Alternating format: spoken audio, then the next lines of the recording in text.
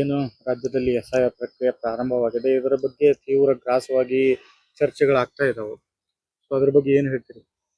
ನೋಡಿ, SR ಪ್ರಕ್ರಿಯೆ ಭಾರತ ಚುನಾವಣಾ ಆಯೋಗ ನಡೆಯುವಂತ ಒಂದು ಪ್ರಕ್ರಿಯೆ. ಇದು ಭಾರತ ಚುನಾವಣಾ ಆಯೋಗ ಪ್ರಾರಂಭ ಮಾಡುವಂತ ಪ್ರಕ್ರಿಯೆ.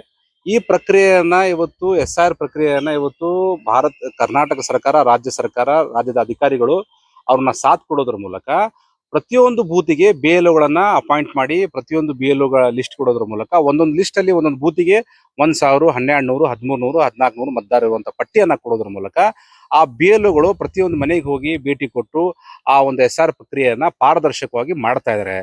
ಆದ್ರೂ BJP ಅವ್ರಿಗೆ ಏನಾಗಿದೆ, ನೋಡಿ, ಭಾರತ ಚುನಾವಣಾ ಆಯೋಗದ ಮೇಲೆ ನಂಬಿಕೆ ಇಲ್ಲ ಅವ್ರಿಗೆ, ರಾಜ್ಯ ಸರ್ಕಾರದ ಮೇಲೆ ನಂಬಿಕೆ ಇಲ್ಲ. ಬಂದು ಜನ ವಾಲಂಟಿಯರ್ ಆಗಿ ಬಂದು ಒಂದು ಚುನಾವಣಾಧಿಕಾರಿ ಆ ಓಣಿಗೆ ಬಂದಾಗ, ಮತದಾರ ಮನೆಗೆ ಬಂದಾಗ ಅಲ್ಲಿರುವಂತ ಜನ ಸೇರ್ತಾರೆ, ಗದ್ದಲ ಆಗ್ತದೆ, ಸ್ವಾಭಾವಿಕ.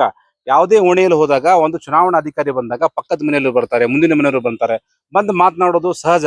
ಅದನ್ನ ಗುಂಪಾಗಿದೆ, ಮಸೀದಿಯಲ್ಲಿ ಕೂತಿದ್ದಾರೆ, ಮಠದಲ್ಲಿ ಕೂತಿದ್ದಾರೆ, ದೇವಸ್ಥಾನದಲ್ಲಿ ಕೂತಿದ್ದಾರೆ, ಹೊರಗಡೆ ಕಟ್ಟೆಯಲ್ಲಿ ಕೂತಿದ್ದಾರೆ ಅಂತ ಹೇಳೋದ್ರ ಮೂಲಕ BJP ಅವರು ಎಲ್ಲೋ ಒಂದ್ ಕಡೆ ಈ ಒಂದು ದಪ್ಪು ದಾರಿಗೆ ತೊಗೊಂಡು ಹೋಗ್ತಾ ಇದ್ದಾರೆ.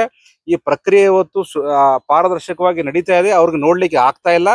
ಭಾರತೀಯ ಜನತಾ ಪಕ್ಷ ಹಾಗೂ JDS ಅವರು ಕೂಡ ಅವ್ರಿಗೆ ಏನಾಗಿದೆ, ಮುಂದಿನ ಚುನಾವಣೆಯಲ್ಲಿ ಮತ್ತೆ 2028ಕ್ಕೆ ಎಲ್ಲೋ ಕಾಂಗ್ರೆಸ್ ಪಕ್ಷ ಮತ್ತೆ ಅಧಿಕಾರಕ್ಕೆ ಬರ್ತಿರುವಂತ ಭಯದಿಂದ ಇಲ್ಲ ಸಲ್ಲದ ಆರೋಪ ಮಾಡೋದ್ರ ಮೂಲಕ ಅವರು ಆರೋಪ ಸರ್ಕಾರಕ್ಕೆ ಅಷ್ಟೇ ಮಾಡ್ತಿಲ್ಲ, ಅವರು ಭಾರತ ಚುನಾವಣಾ ಆಯೋಗ ಕೂಡ ಆರೋಪ ಮಾಡ್ತಾ ಇದ್ದಾರೆ.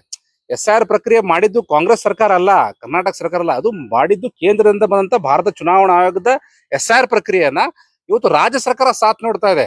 ನೋಡಿ, ಬೆಳಗ್ಗೆ 10 ಗಂಟೆಯಿಂದ ರಾತ್ರಿ 10 ಗಂಟೆವರೆಗೆ ಪಾಪ SR ಪ್ರಕ್ರಿಯೆಯಲ್ಲಿ BLOಗಳು ದುಡಿತಾ ಇದ್ದಾರೆ. ಮಳೆ ಬರ್ತಾ ಇದೆ, ಇಂಥ ಮಳೆಯಲ್ಲೂ ಕೂಡ ಮಳೆ ಲೆಕ್ಕಿಸದೆ, ತನ್ನ ಪ್ರಾಣವನ್ನು ಲೆಕ್ಕಿಸದೆ ಇವತ್ತು ಮನೆ ಮನೆಗೆ ಭೇಟಿ ಕೊಡೋದ್ರ ಮೂಲಕ ಎಷ್ಟು ಪಾರದರ್ಶಕ ಕೆಲಸ ಮಾಡ್ತಾ ಇದಾರೆ. ಅಂತವ್ರನ್ನ ನಾವು ಶಬಾಷ್ಗಿರಿ ಕೊಡಬೇಕು.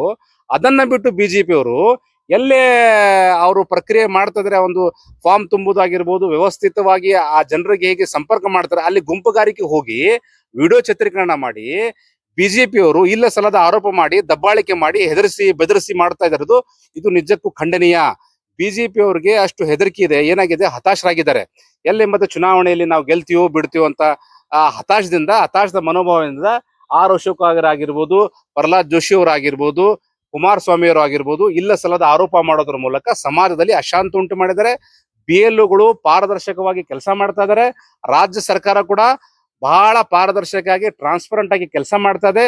ಇದರಲ್ಲಿ ಯಾವುದೇ ತಪ್ಪುಗಳು ನಡೀತಾ ಇಲ್ಲ. ಮತ್ತು ಅಶೋಕ್ ಅವರು ಆರೋಪ ಮಾಡ್ತಾರೆ, ನೀವು ಪಾಕಿಸ್ತಾನದಿಂದ, ಬಾಂಗ್ಲಾದೇಶದಿಂದ ಬಂದು ಜನರಿಗೆ ಸೇರಿಸ್ತಾ ಇದ್ದಾರೆ ಅಂತ ಹೇಳ್ತಾರೆ. ಯಾವ ರೀತಿ ಸೇರ್ಸಕ್ಕಾಗತ್ತೆ? ಅಶೋಕ್ ಅವರು ಮಾತನಾಡೋಕ್ಕಿಂತ ಮುಂಚೆ ಸ್ವಲ್ಪ ಜ್ಞಾನ ಇರಬೇಕು. SR ಪ್ರಕ್ರಿಯೆ ಅದು ಸ್ಕ್ಯಾನ್ ಆಗಿ ಪೂರಾ ಮ್ಯಾಪಿಂಗ್ ಆಗಿ ಬರುವಂತ ವ್ಯವಸ್ಥೆ. ಅದು ಭಾರತ ಚುನಾವಣಾ ಹಾಗೆ ಮಾಡಿಲ್ಲ ಅದು SR ಪ್ರಕ್ರಿಯೆ. ಅದನ್ನ ನೀವು ಆಡ್ ಮಾಡಕ್ ಹೇಗಾಗತ್ತೆ? ಯಾರು ಆಡ್ ಮಾಡಕ್ಕಾಗತ್ತೆ? ಪಾಕಿಸ್ತಾನದವರು, ಬಾಂಗ್ಲಾದೇಶದವ್ರಿಗೆ ಆಡ್ ಮಾಡಕ್ಕಾಗತ್ತಾ?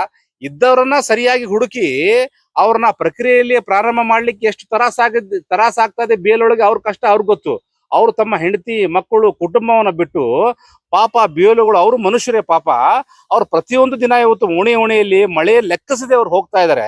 ಅವ್ರನ್ನ ಅಂತ ಶಬಾಷ್ಗಿರಿ ಮಾಡೋದ್ರ ಬಿಟ್ಟು ನೀವು ಇಲ್ಲ ಸಲ್ಲದ ಆರೋಪ ಮಾಡ್ತಾ ಇದ್ರಿ. BJP ಅವರು ತಮ್ಮ ಹೇಳಿಕೆಯನ್ನ ಇವ್ರು ಹೇಳಿಕೆ ಕೊಡೋದ್ರ ಮೂಲಕ, ಪ್ರತಿಭಟನೆ ಮಾಡೋದ್ರ ಮೂಲಕ ಸಮಾಜದಲ್ಲಿ ಅಶಾಂತಿ ಉಂಟು ಮಾಡಿದ್ದಾರೆ. ಭಾರತೀಯ ಜನತಾ ಪಕ್ಷದ ಆಟ ಈಗ ನಡೆಯುವುದಿಲ್ಲ. ಜನ ಇವತ್ತು ಎಚ್ಚೆತ್ತುಕೊಂಡಿದ್ದಾರೆ. ಇದು ಪಾರದರ್ಶಕವಾಗಿ ನಡೀತಾ ಇದೆ. ಇದು ಸರ್ಕಾರದ ಹಲವಾರು ಯೋಜನೆಗಳನ್ನ ಇವತ್ತು ಸರ್ಕಾರದ ಫಲಾನುಭವಿಗಳು ಉಪಯೋಗಿಸ್ತಾ ಇದ್ದಾರೆ. ಅದನ್ನ ನೋಡ್ಲಾರ್ದೆ ಭಾರತೀಯ ಜನತಾ ಪಕ್ಷದವರು ಇಲ್ಲ ಸಲ್ಲದ ಆರೋಪವನ್ನು ಮಾಡ್ತಾ ಇದ್ದಾರೆ. ಇದು ನಡೆಯುವುದಿಲ್ಲ. ಮುಂದಿನ ದಿನಗಳಲ್ಲಿ ಜನನೇ ಅವ್ರನ್ನ ತಕ್ಕ ಪಾಠ ಕಲಿಸ್ತಾರೆ. ನಿಮ್ಮ ಪ್ರಕಾರ ಈ SIR ಪ್ರಕ್ರಿಯೆ ಸುಗಮವಾಗಿ ಚೆನ್ನಾಗಿ ನಡೀತದೆ? SR ಪ್ರಕ್ರಿಯೆ ಸುಗಮವಾಗಿ, ಪಾರದರ್ಶಕವಾಗಿ, ಟ್ರಾನ್ಸ್ಪರೆಂಟ್ ಆಗಿ, ಎಲ್ಲ ಸ್ವಚ್ಛತೆಯಿಂದ, ಯಾವುದೇ ಲೋಪ ಇಲ್ಲದೆ ಎಲ್ಲರನ್ನ ಕರೆಕ್ಟ್ ಆಗಿ SR ಪ್ರಕ್ರಿಯೆ BLOಗಳು, ಆ ಚುನಾವಣಾ ಅಧಿಕಾರಿಗಳು, ನಮ್ಮ ರಾಜ್ಯ ಸರ್ಕಾರ ಕ್ಲಿಯರ್ ಆಗಿ ಮಾಡ್ತಾ ಇದೆ. ಇದರಲ್ಲಿ ಯಾವುದೇ ತಪ್ಪಿಲ್ಲ, ಯಾವುದೇ ಸುಳ್ಳಿಲ್ಲ, ಎಲ್ಲ ಟ್ರಾನ್ಸ್ಪರೆಂಟ್ ಆಗಿ ಆಗ್ತಾ ಇದೆ. ಇವರಿಗೆ ನೋಡ್ಲಿಕ್ಕೆ ಆಗ್ತಾ ಇಲ್ಲ, ಯಾಕಂದ್ರೆ ಜನ ಬಂದು ಗದ್ದಲಾಗ್ತದೆ. ನೋಡಿ, ಒಂದ್ ಓಣಿಗೆ ಹೋದಾಗ 40-50 ಮನೆ ಇರ್ತದೆ. ಆ ಒಂದು ಅಪಾರ್ಟ್ಮೆಂಟ್ ಅಲ್ಲಿ ಒಂದು 15-20 ಮನೆ ಇರ್ತದೆ.